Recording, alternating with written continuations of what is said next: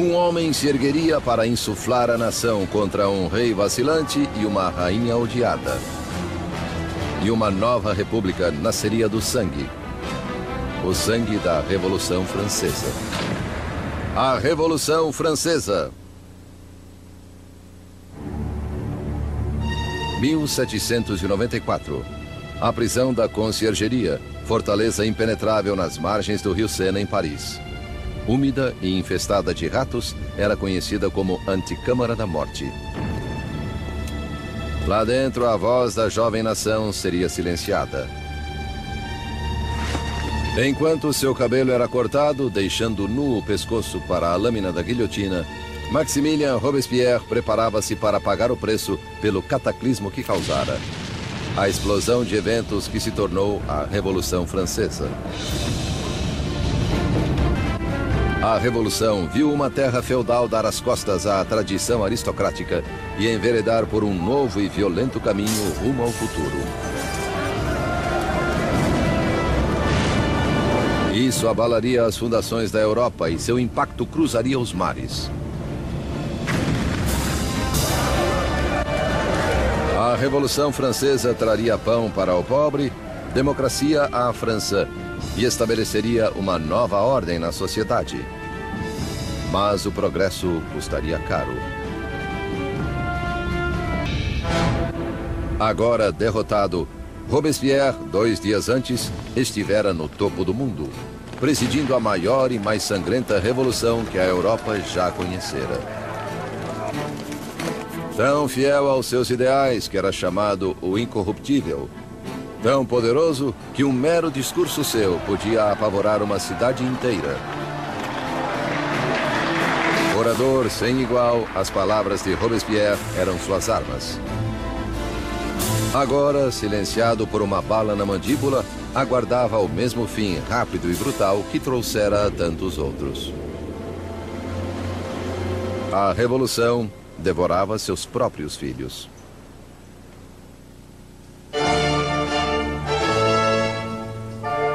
Na primavera de 1770, ninguém poderia prever os dias turbulentos que se aproximavam. Os salões dourados do Palácio de Versalhes reluziam com as multidões da corte real. Concluído em 1682, Versalhes foi a obra-prima do rei Luís XIV.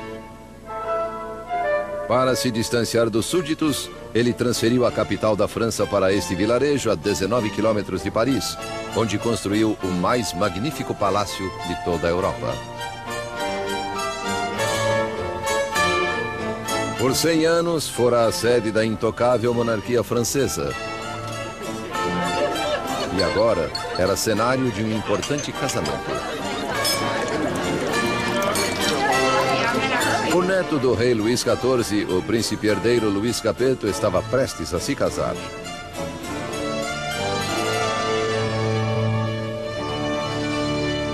Aos 15 anos de idade, Luís Capeto era tímido e hesitante, com poucas das qualidades que se espera de um futuro rei, muito menos de um marido. O casamento de Luís era uma união política entre a família real austríaca, os Habsburgos, e a sua, os Bourbons. O casamento simbolizava o fim de uma antiga rivalidade e o início de novos vínculos regionais. A jovem noiva chegou à França. Era uma bonita garota de 14 anos e grandes olhos. Maria Antonieta. Na noite do casamento, houve uma tempestade agourenta. Mas, do lado de dentro, a grandiosidade da cerimônia iluminava o palácio, enquanto os recém-casados dirigiam-se ao dormitório real. Em uma cerimônia que simbolicamente assegurava a concepção de um herdeiro, os cortesãos estavam presentes quando o constrangido casal real despontava no leito nupcial pela primeira vez. O entusiasmo e as expectativas eram grandes. Mas, ao cair das cortinas, ficou claro que o herdeiro não seria produzido tão facilmente. Muitos anos passariam antes que o casamento fosse consumado. A falta de um herdeiro gerou fofocas pelo reino e perseguiu o casal por anos a fio. A festa de casamento continuou por dias, mas fora dos portões de Versalhes havia pouco motivo para celebrar. Anos de desgoverno monárquico haviam deixado o povo francês miserável e faminto. Quase 10 anos antes, o rei Luís XV perdera a Guerra dos 7 Anos contra a Inglaterra por territórios na América do Norte. O mal-sucedido conflito quase arruinou a França em termos de dinheiro e prestígio, deixando os cofres da nação vazios, embora sua população crescesse. Como já não havia pragas, menos pessoas morriam, porém mais e mais estavam famintas.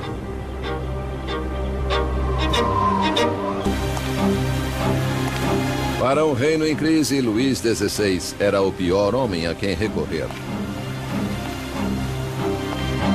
O rei de 20 anos rezava: proteja-nos, Senhor, pois reinamos jovens demais. Abrigados em seus apartamentos em Versalhes, Luís e Maria começaram suas novas vidas como jovens monarcas. Enquanto a apenas 19 quilômetros em Paris, outra nova era surgia. Uma em rota de colisão com a própria monarquia. Uma perigosa nova era de ideias. A era do Iluminismo.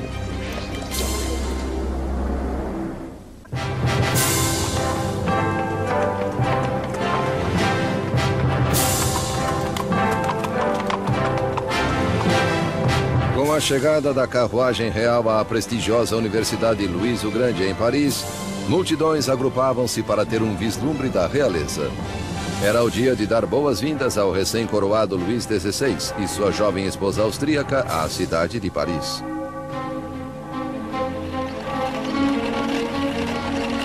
À frente do comitê de boas-vindas estava um promissor estudante de direito, Maximilien Robespierre. Enquanto Robespierre respeitosamente lia seu solilóquio latino, o rei mal reparava no garoto. Porém, anos depois, seus destinos se entrelaçariam de novo, em circunstâncias muito diferentes e sinistras.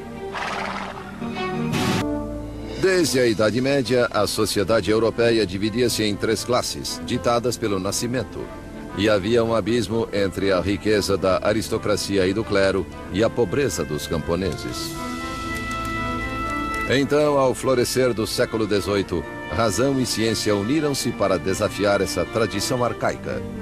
Arrastada em uma corrente de inovação e literatura de vanguarda, Paris tornou-se o centro filosófico do mundo.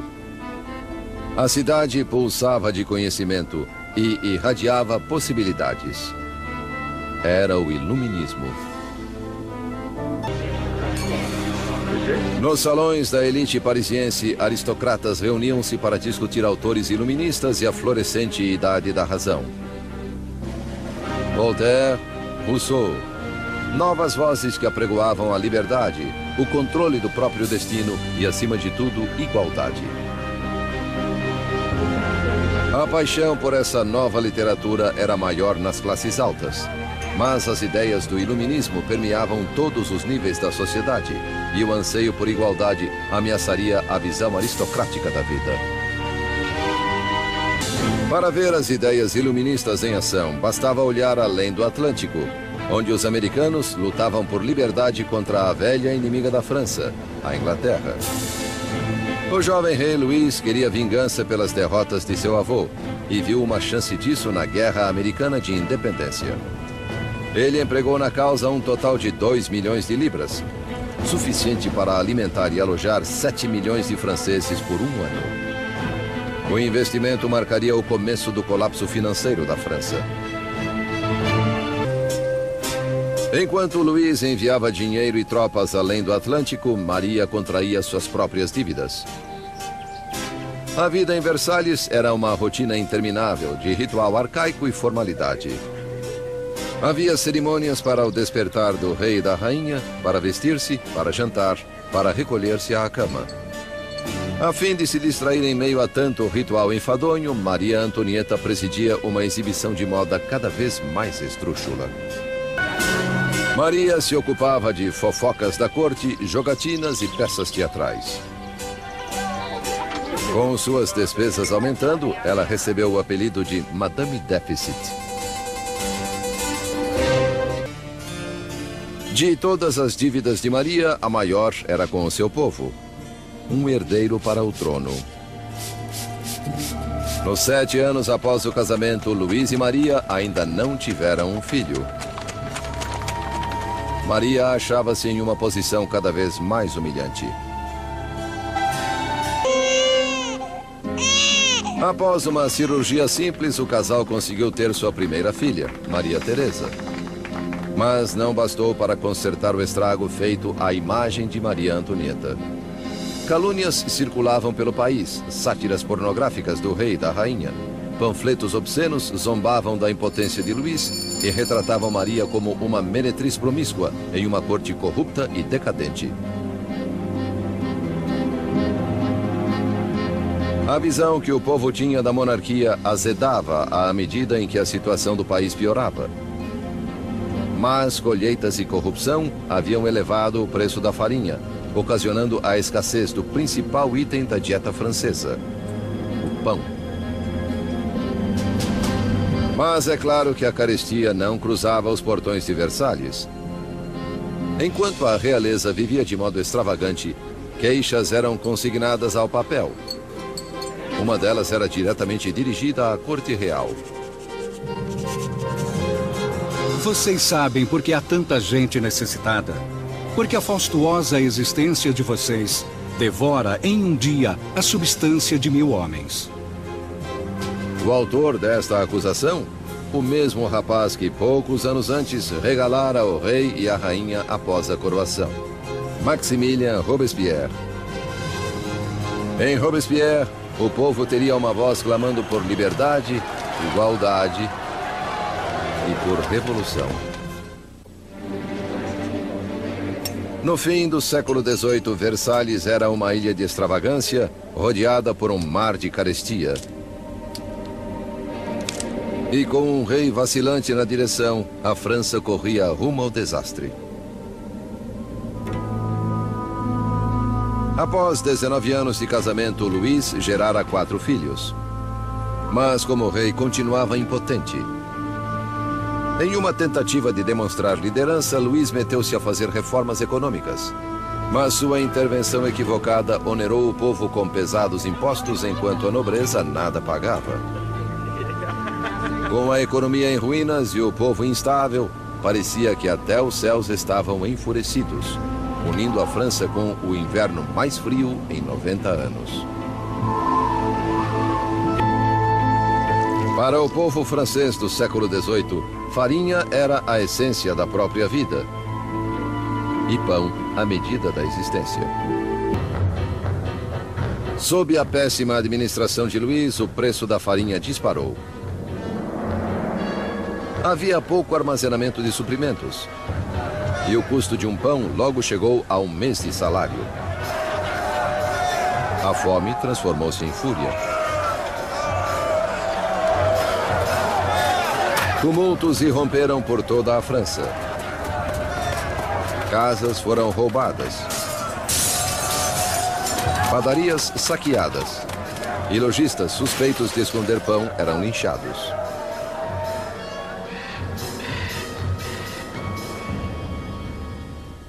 Com a economia em frangalhos, os bancos forçaram Luís a contratar um ministro das Finanças, Jacques Necker. Pensador esclarecido, Necker era popular junto ao povo de um modo como Luís nunca fora. Com a nação em meio a uma crise fiscal, Necker fez com que Luís convocasse uma reunião dos representantes do reino, os Estados Gerais. Era a primeira vez em 175 anos que isso ocorria.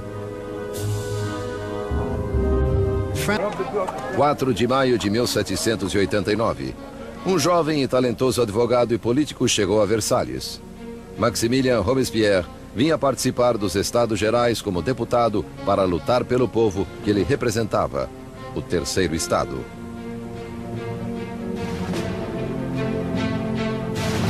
Órfão oriundo da província, Robespierre elevou-se à notoriedade acadêmica graças a uma escolaridade prestigiosa, tornando-se um orador eloquente, afetado na aparência, nunca com um cabelo ou uma frase fora do lugar. De volta à sua cidadezinha natal de Arras, as ideias iluministas que ele absorvera nos salões de Paris acharam em Robespierre uma voz poderosa como advogado interiorano para os oprimidos. Nos Estados Gerais, Robespierre e seus colegas exigiam que a nobreza e o clero pagassem impostos. Mas Louis sentiu-se ameaçado pelo crescente radicalismo do Terceiro Estado. Então, em 20 de junho, após um impasse de 6 semanas, os deputados descobriram que haviam sido silenciados.